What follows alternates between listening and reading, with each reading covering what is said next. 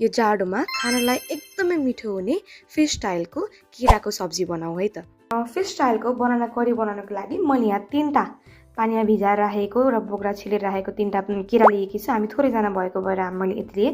तपाईँले चाहिँ यसको एमाउन्ट बढाउनु पनि सक्नुहुन्छ यसको।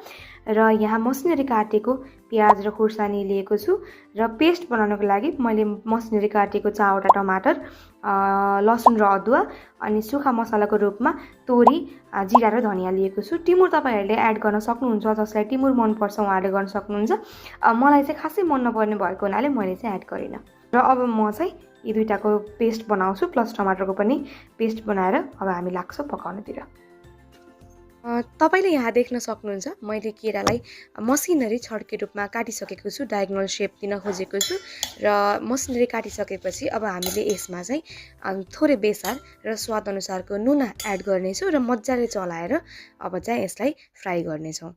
र फ्राई गर्नको लागि मैले तोरीको तेल लिएको छु, एकदमै मिठो पनि हुन्छ र तेल तातेको कन्फर्म भइसकेपछि अब हामीले अघि नै काटेको बनानाको स्लाइसेसहरू आधा आधा गरेर हाल्नेछौँ।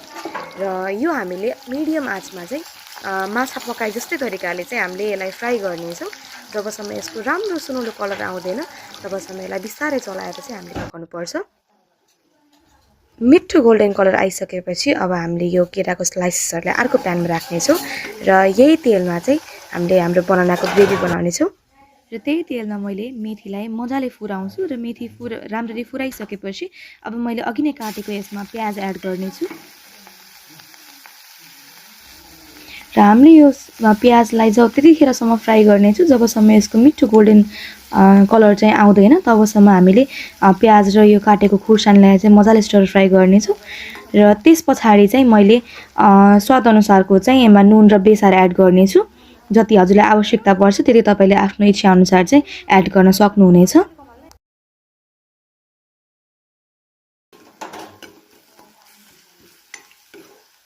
र त्यसपछि मजाले चलाएर अब मैले यसमा अघि नै पिसेको चाहिँ मसला एड गर्नेछु र मसलालाई चाहिँ मजाले भुट्न पर्छ, किनभने यसमा अघि नै चप गरेर राखेको पिसेको लसुनको चाहिँ टेस्ट आउने भएकाले मजाले तेल नछोडिन्जेलसम्म चाहिँ यसलाई फ्राई गर्नु होला। र त्यस पछाडि मैले एड गरेँ यसमा अघि नै पिसेको टमाटोको प्योरीलाई पनि हामीले जबसम्म तेल छोड्दैन तबसम्म राम्ररी चलाएर पकाउनु पर्नेछ। र त्यसपछि मसला भुटेको चाहिँ मजाले कन्फर्म भइसकेपछि यसरी तेल छोडेको हुन्छ।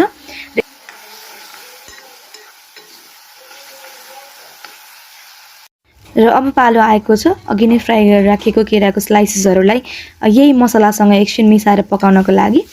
जस्ट